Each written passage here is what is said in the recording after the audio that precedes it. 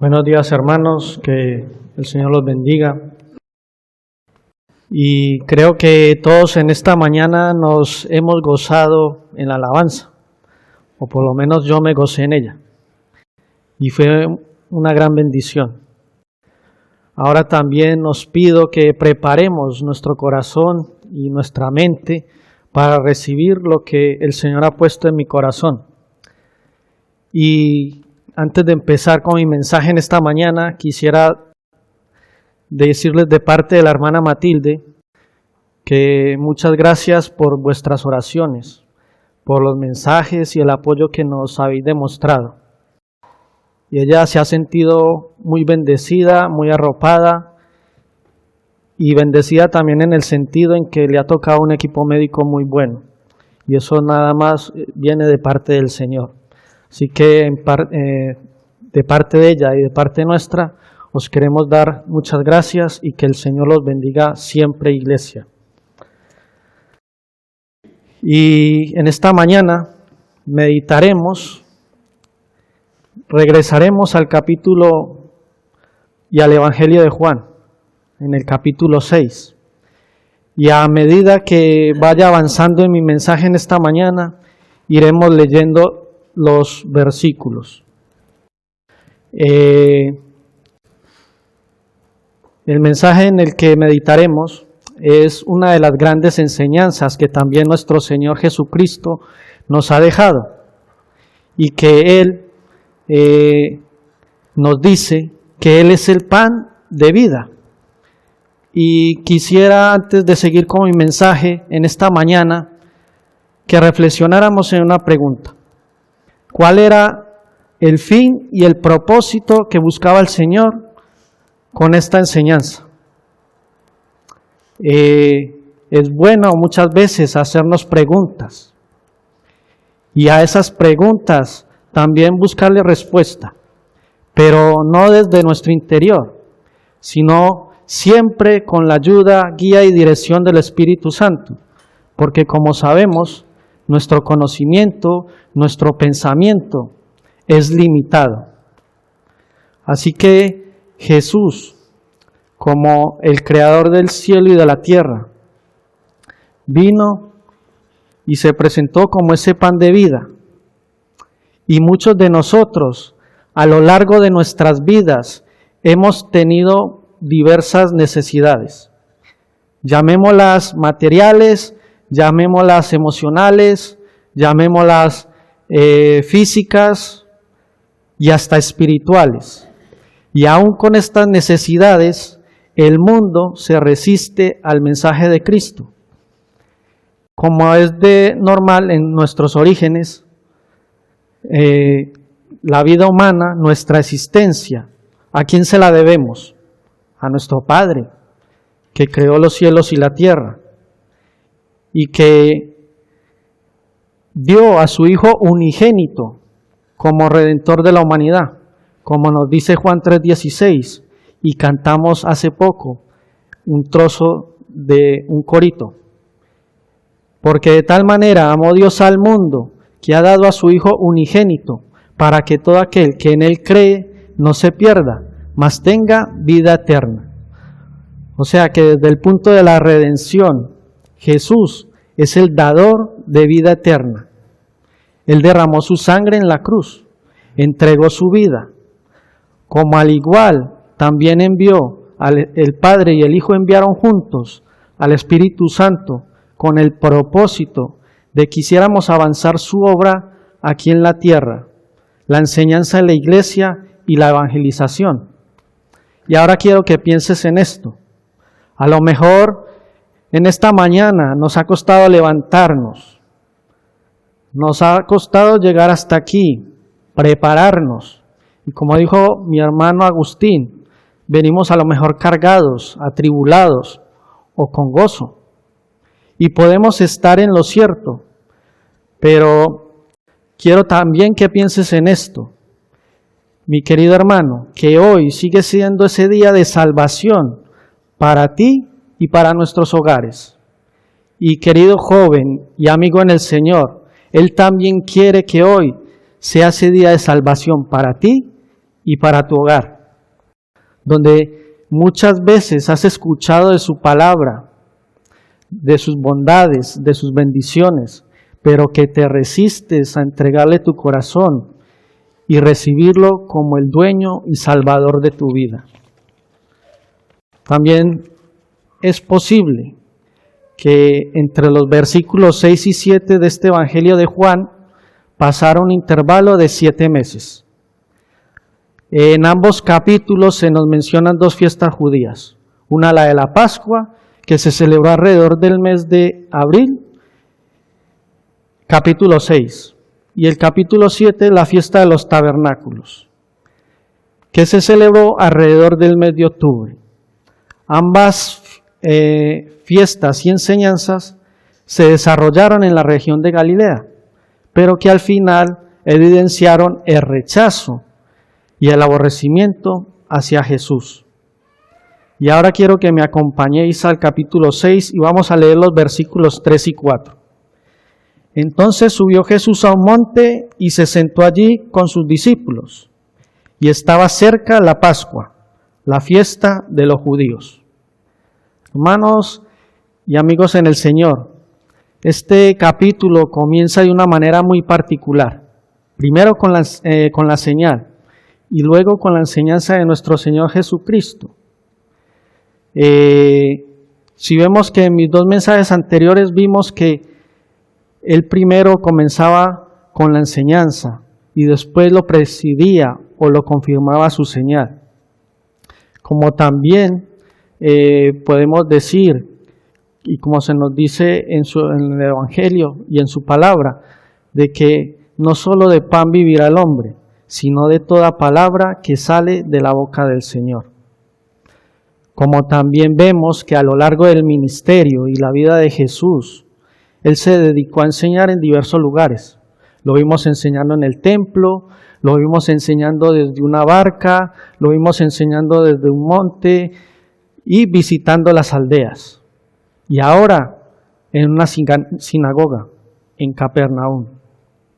Como también debemos de tener en cuenta que los dos únicos sucesos que se nos mencionan en los 4 evangelios es la resurrección de nuestro Señor Jesucristo y la alimentación de los 5,000. Pero que en realidad esta no era la cifra exacta, porque en ese momento no se habían contado las mujeres y los niños que estaban allí. Se habla entonces que fueron alrededor de 20,000 personas las que fueron alimentadas. Ahora, ¿qué podemos ver en estos dos primeros versículos que hemos leído? En primer lugar, vemos que Jesús sube al monte, se sentó junto con sus discípulos y al ver la multitud se compadeció de sus vidas, como se nos relata en el Evangelio de Marcos 6:34, y se compadeció de ellos porque eran como ovejas que no tenían pastor. Jesús sabía de la necesidad que tenían. Él sabía que necesitaban ser alimentados tanto física como espiritualmente. Pero Él inmediatamente no hace la señal. ¿Por qué? Porque también Él quería probar la fe de sus discípulos, como se nos relata de los versículos del 5 al 9. Cuando alzó Jesús los ojos y vio que había venido a Él gran multitud, dijo a Felipe: ¿de dónde compraremos pan para que coman estos? Pero esto decía para probarle, porque él sabía lo que había de hacer. Felipe le respondió: 200 denarios de pan no bastarían para que cada uno de ellos tomase un poco.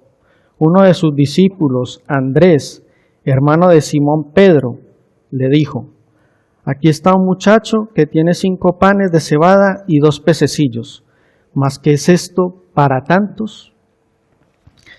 Hermanos y amigos en el Señor, aquí vemos a uno de sus discípulos, a Felipe, que lo ve de un modo material y le dice al Señor: Señor, 200 denarios de pan no bastarían para que al menos pudiesen comer un poco. Pero aquí no termina todo. También viene otro de sus discípulos, Andrés, que lo ve de una manera física y le dice: Señor, aquí también hay un muchacho que tiene 5 panes y 2 pececillos, pero ¿qué es esto para tantos? Ellos lo ven de un modo material y físico, pero Jesús también quiere que lo vean de una manera en el sentido espiritual y de la fe, ya que el Señor con esta señal, Él demostró su deidad y preparó su enseñanza luego sobre el pan de vida, así como el transformar el agua en vino, que se nos dice en Juan 2:10, como la multiplicación del pan, que se nos relata en este capítulo. Jesús está haciendo mención a dos de los símbolos centrales de la Santa Cena. Pero ¿qué más podemos, y hasta aquí qué hemos visto? Primero vemos que Jesús subió al monte, se sentó con sus discípulos, probó su fe, luego hizo recostar a la multitud, los alimentó, y luego nos dice que aquellos hombres, entonces viendo la señal que Jesús había hecho, dijeron que este verdaderamente era el profeta que había de venir al mundo. El Señor, sabiendo sus pensamientos y lo que querían hacer, que lo querían hacer rey, se nos dice que Él se retiró al monte solo. Pero en los versículos 22 y 24, dice que al día siguiente la gente buscaba a Jesús. El día siguiente, la gente que estaba al otro lado del mar vio que no había habido allí más que una sola barca, y que Jesús no había entrado en ella con sus discípulos, sino que éstos se habían ido solos. Pero otras barcas habían arribado de Tiberias junto al lugar donde habían comido el pan después de haber dado gracias al Señor. Cuando vio pues la gente que Jesús no estaba allí, ni sus discípulos, entraron en las barcas y fueron a Capernaum, buscando a Jesús. Aquí vemos nuevamente que la multitud estaba buscando a Jesús, pero lo hicieron con una actitud equivocada, porque los había alimentado. Ellos aún no habían entendido el propósito de la señal, como tampoco entenderían luego la enseñanza de Jesús. Y ahora, nosotros seguimos a Jesús para que supla nuestras necesidades materiales, físicas, emocionales, económicas. ¿Estamos aquí en esta mañana por simple curiosidad? ¿Estamos para ver qué tiene preparado el Señor para nosotros? ¿Cuál es nuestro verdadero propósito, queridos hermanos? ¿Cuál es tu propósito? ¿O es que de verdad queremos que Él supla esa necesidad espiritual en nosotros y en nuestras vidas? Y mi mensaje en esta mañana, como he dicho que es bueno hacernos preguntas y responderlas, lo he preparado de este modo. Y aquí está nuestra primera pregunta. ¿Cuál es la lección principal que nos va a enseñar este texto en esta mañana? Vayamos a los versículos del 25 al 29. Y hallándole al otro lado del mar, le dijeron: Rabí, ¿cuándo llegaste acá? Respondió Jesús y les dijo: de cierto os digo que me buscáis, no porque habéis visto las señales, sino porque comisteis el pan y os saciasteis. Trabajad no por la comida que perece, sino por la comida que a vida eterna permanece, la cual el Hijo del Hombre os dará, porque a éste señaló Dios el Padre. Entonces le dijeron: ¿qué debemos hacer para poner en práctica las obras de Dios? Respondió Jesús y les dijo: esta es la obra de Dios, que creáis en el que Él ha enviado. Hermanos y amigos en el Señor, lo que vemos aquí es que Jesús nos enseña que como sus hijos no nos centremos en una vida material, en una vida de comodidades, en una vida de privilegios o beneficios, sino que busquemos algo más importante para que nuestra vida sea más significativa delante de Él y que trabajemos por aquello que eternamente permanece, que es nuestra salvación. Y la salvación que Dios nos da incluye rescate, renovación y restauración de una vida nueva, que solo se da mediante la persona y la obra de su Hijo Jesucristo, nuestro Señor y Salvador, como se nos dice en el libro de los Hechos, capítulo 4, versículo 12. Y en ningún otro hay salvación, porque no hay otro nombre dado bajo el cielo, dado a los hombres, en que podamos ser salvos. Hermanos, sabemos que la humanidad sin Cristo está perdida, que no hay ninguna otra autoridad, ni persona, ni ciencia, ni sistema o filosofía que pueda efectuar el rescate del alma humana. Debemos de reconocer que solo el nombre de nuestro Señor Jesucristo nos traerá salvación. Ahora, ¿qué más nos enseña este capítulo? ¿Qué error debemos de evitar? Vamos a leer los versículos del 30 al 34. Le dijeron entonces: ¿qué señal pues haces tú para que veamos y te creamos? ¿Qué obra haces? Nuestros padres comieron el maná en el desierto, como está escrito: pan del cielo les dio a comer. Y Jesús les dijo: de cierto os digo, no os dio Moisés el pan del cielo, mas mi Padre os da el verdadero pan del cielo. Porque el pan de Dios es aquel que descendió del cielo y da vida al mundo. Le dijeron: Señor, danos siempre este pan. Hermanos y amigos en el Señor, debemos de evitar de caer en la incredulidad, ya que después de que Jesús alimentara a la multitud, aún le seguían pidiendo señal. No les bastó el presenciar la señal, el ser alimentados. Ellos estaban ciegos espiritualmente. Demostraron un carácter y una manera egoísta y superficial, ya que la alimentación de los más de 5,000 era más que suficiente para demostrar el poder de Cristo, como también se refirieron al maná que sus padres habían comido en el desierto, y que esta señal que acababa de hacer Jesús había sido poco para ellos, comparado a lo que había hecho Moisés. El Señor les dice: sí, de cierto os digo, no os dio Moisés el pan del cielo, mas ahora mi Padre os da el verdadero pan del cielo. Jesús les dice que el maná que Dios proveyó en el desierto era solo para el sustento físico del día a día, y que todos del que él comieron, todos murieron. Que él vino como ese verdadero pan del cielo para dar sustento a nuestras almas, que nos da la vida eterna, pero que para ser partícipes de este privilegio, primeramente tenemos que creer en su nombre y ser reconciliados con él.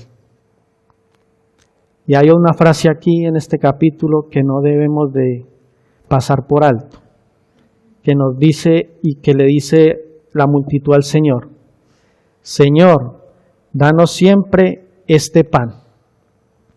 Esto volvió a evidenciar la ceguera espiritual que tenía la multitud. Ellos seguían pensando en ese pan material. No les bastó el ver la señal, el ser alimentados y ahora recibir la enseñanza del Señor. No lo estaban entendiendo en el sentido espiritual, de que Jesús era ese pan de vida y que da vida al mundo.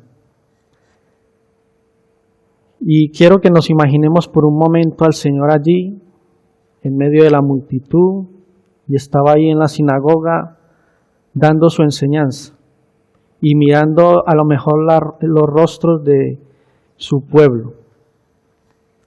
y viendo su incredulidad, en que los había alimentado físicamente, ahora los estaba enseñando, pero que aún le preguntaban, ¿qué debemos hacer para poner en práctica las obras de Dios? ¿Qué señal pues haces tú para que veamos y te creamos? ¿Qué obra haces?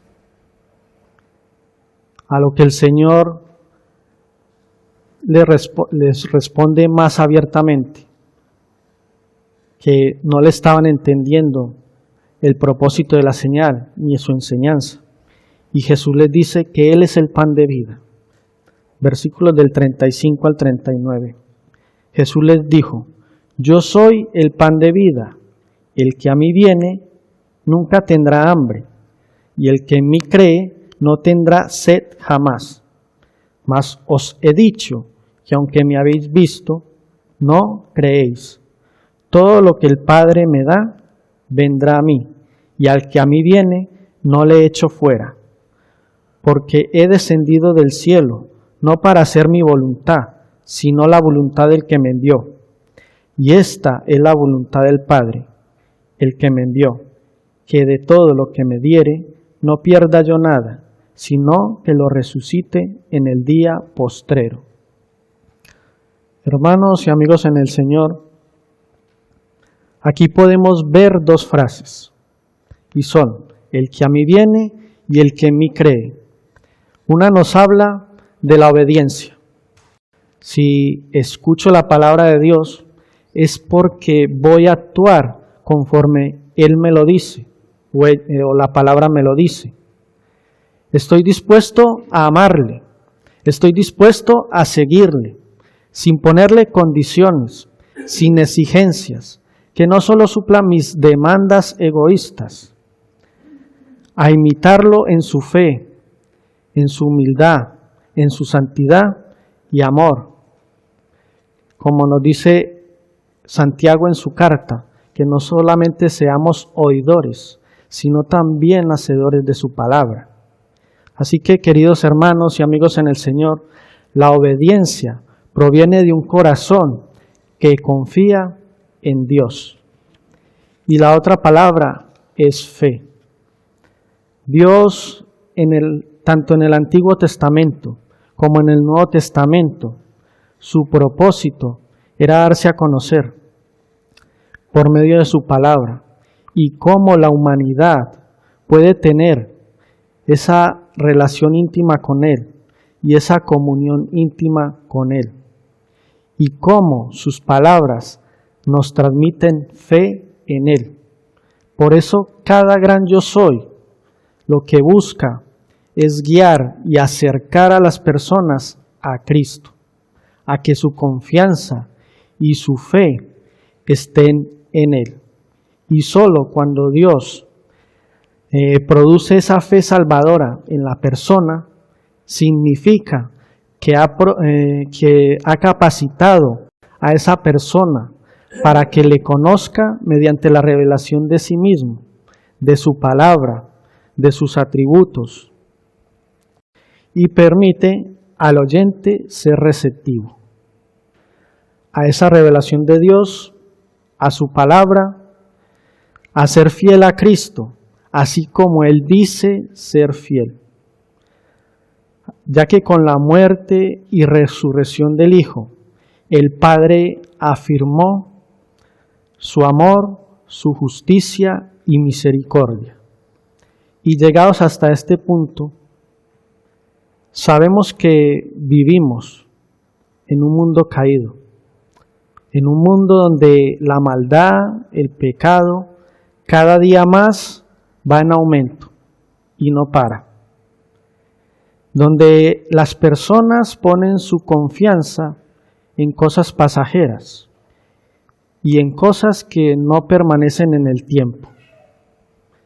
Y recientemente leí un artículo de la National Geographic que se titulaba Los 5 hábitos sencillos que activan la hormona de la felicidad, de entre los cuales destacaban: 1. Identificar las emociones y ponerles nombres. 2. Cultivar las relaciones sociales. 3. Hacer ejercicio. 4. Abrazar. Y por último, hablarse a uno mismo en positivo. Y ahora mi pregunta es, ¿dónde está Dios? ¿Qué lugar ha venido a ocupar Dios en la humanidad? ¿Tiene la humanidad el propósito de conocer a Dios? Hermano, con esto que acabo de exponer, no quiero que me malinterpretéis. Hay cosas que sí nos pueden ayudar, otras que podemos dejar a un lado.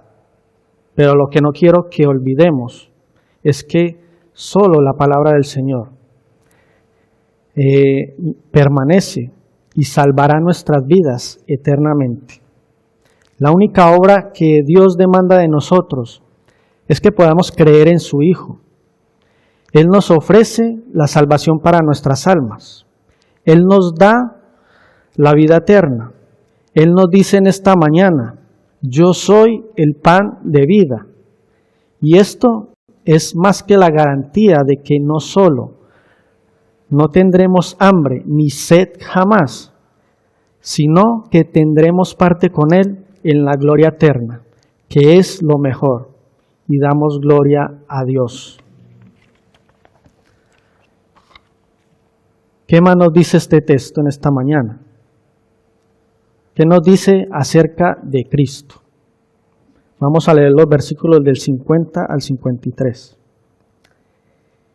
Este es el pan que desciende del cielo, para que el que de él come no muera. Yo soy el pan vivo que descendió del cielo. Si alguno comiere de este pan, vivirá para siempre. Y el pan que yo daré es mi carne, la cual yo daré por la vida del mundo. Entonces los judíos contendían entre sí, diciendo, ¿cómo puede éste darnos a comer su carne? Jesús les dijo, de cierto os digo, si no coméis la carne del Hijo del Hombre y bebéis su sangre, no tenéis vida en vosotros. En primer lugar, Jesús se presenta y comienza diciendo que Él es ese pan que descendió del cielo, que es ese verdadero pan que descendió del cielo, para darse a conocer al mundo, y que se presentaría como ese sacrificio vivo, y que moriría por el rescate nuestro. Ellos que estaban en su ceguera espiritual, aún se preguntaban, ¿cómo puede éste darnos a comer de su propia carne? Jesús en esta ocasión les estaba hablando para que lo entendieran en el sentido espiritual, pero ellos lo entendieron en el sentido humano.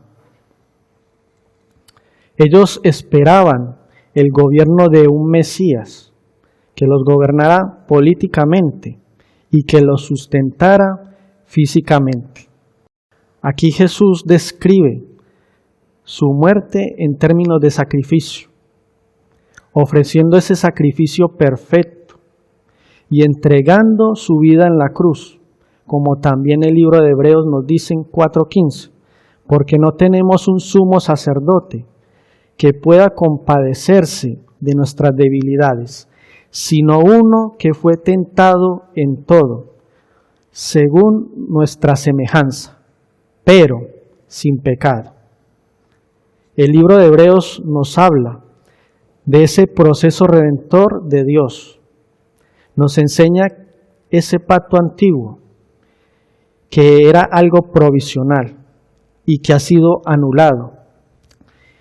Y que ese nuevo pacto eterno vino a tomar lugar y a revelar la verdadera identidad de Jesús como Dios, hombre encarnado y salvador del mundo, donde la sangre de los animales perdió ya su importancia.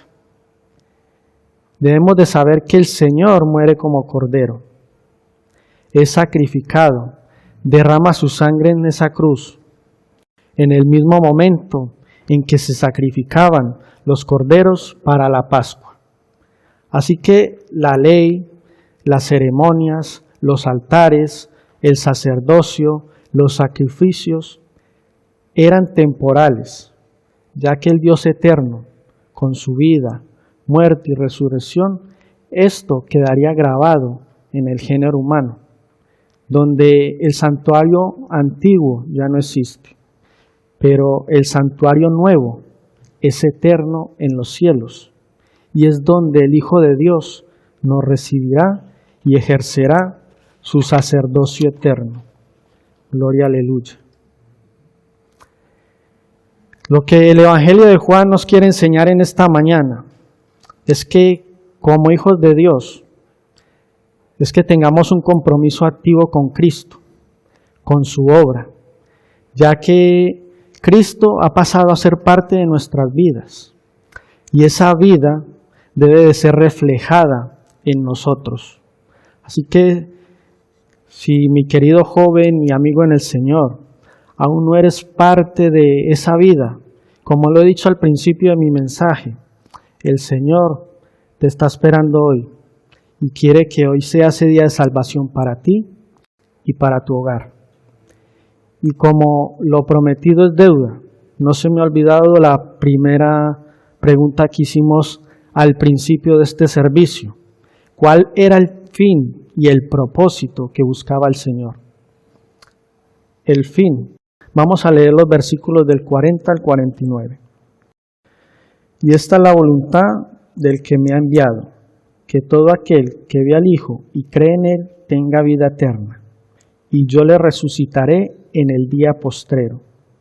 Murmuraban entonces de él los judíos, porque había dicho, yo soy el pan que descendió del cielo.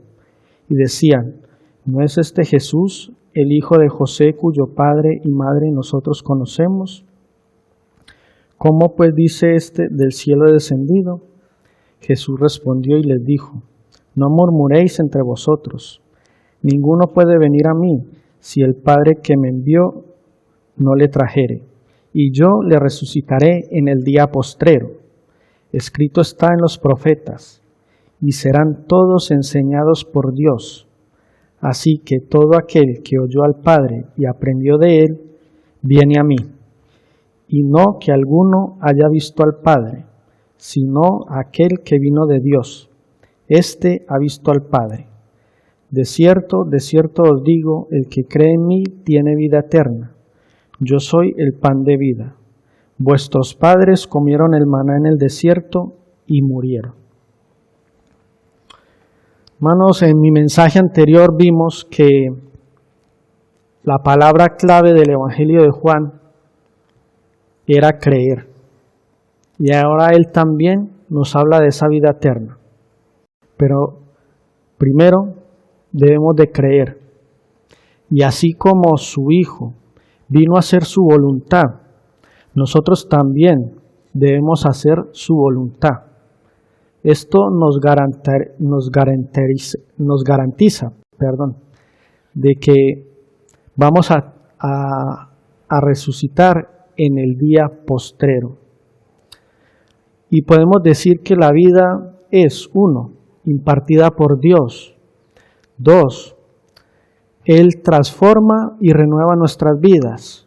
3, debemos de vivir una vida completamente abierta a Dios y centrada en Él. 4, triunfo constante sobre el pecado. Y por último, la eliminación total de la maldad moral de la persona y del entorno de esa persona. Y aquí sí me quisiera detener un poco. Todos hemos recibido el Evangelio. Nos han hablado de esa verdad. Y hemos venido a creer en su Hijo. Pero por esa creencia también hemos sido rechazados. Ya sea por nuestras amistades, nuestros familiares. Y si somos rechazados, Gloria a Dios, porque hemos creído en Él. Y hasta en muchas ocasiones nos han llamado de locos. Pero hermanos, bendita locura la cruz y bendita locura la sangre que nos salvó. Y también nosotros, inconscientemente o conscientemente, también hemos rechazado a personas. Y esto no debería de ser así. Antes bien, deberíamos de compartir ese evangelio, de compartir esa verdad con amor y predicarles la palabra y decirles que si siguen en esos caminos y practicando el pecado, lo único que tendrán es la muerte física, pero también la muerte espiritual. Así que, mi querido hermano y amigo en el Señor, todo aquel que ve al Hijo y cree en Él, sabrá que Jesús es el único camino para la salvación. Es el único camino que nos conducirá y nos llevará al Padre. Como nos dice Juan en su otro gran yo soy el camino, la verdad y la vida. Nadie viene a mí nadie viene al Padre sino por mí. Y ahora vamos a hablar un poco del propósito. Vamos a leer los versículos del 54 al 58. El que come mi carne y bebe mi sangre tiene vida eterna, y yo le resucitaré en el día postrero. Porque mi carne es verdadera comida, y mi sangre es verdadera bebida. El que come mi carne y bebe mi sangre, en mí permanece, y yo en él. Como me envió el Padre viviente, y yo vivo por el Padre. Asimismo, el que me come, él también vivirá por mí. Este es el pan que descendió del cielo, no como vuestros padres comieron el maná y murieron.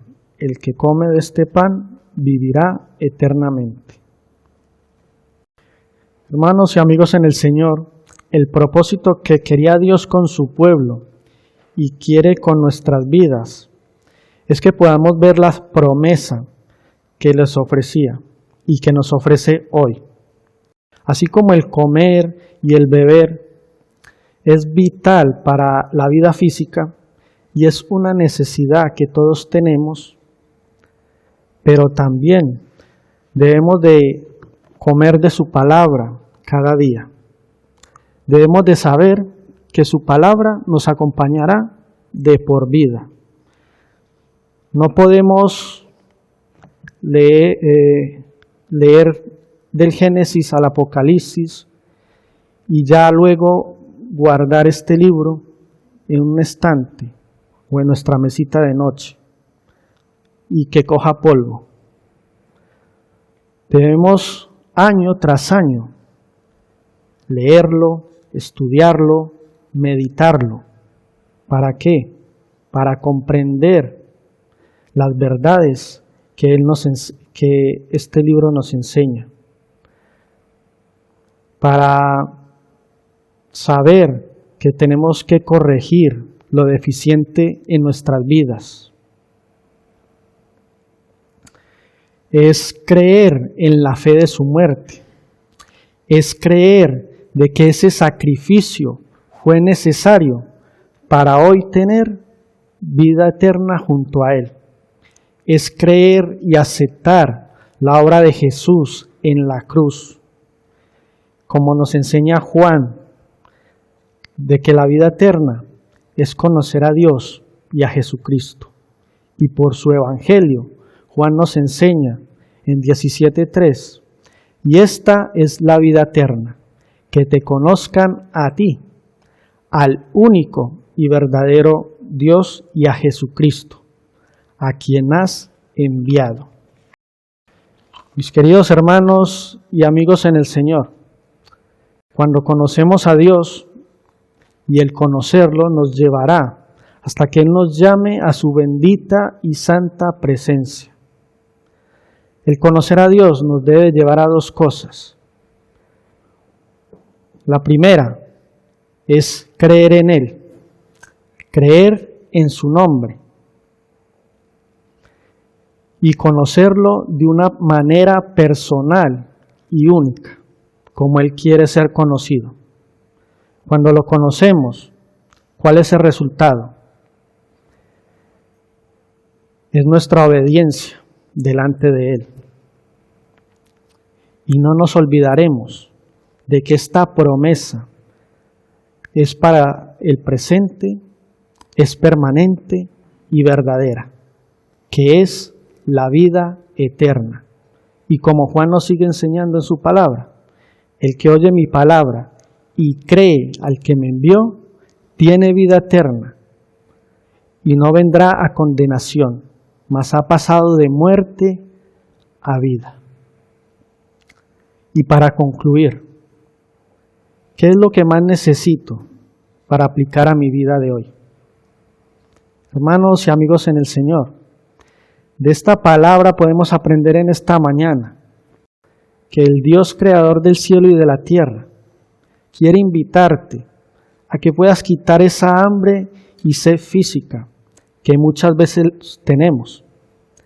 Le conozcamos más por medio de su palabra, de sus atributos, la oración y ese encuentro único, personal y verdadero con Él. Él quiere que nuestras vidas vayan en la dirección, con visión y seguridad correctas. Que también te invita a que puedas buscar ese sustento espiritual del día a día.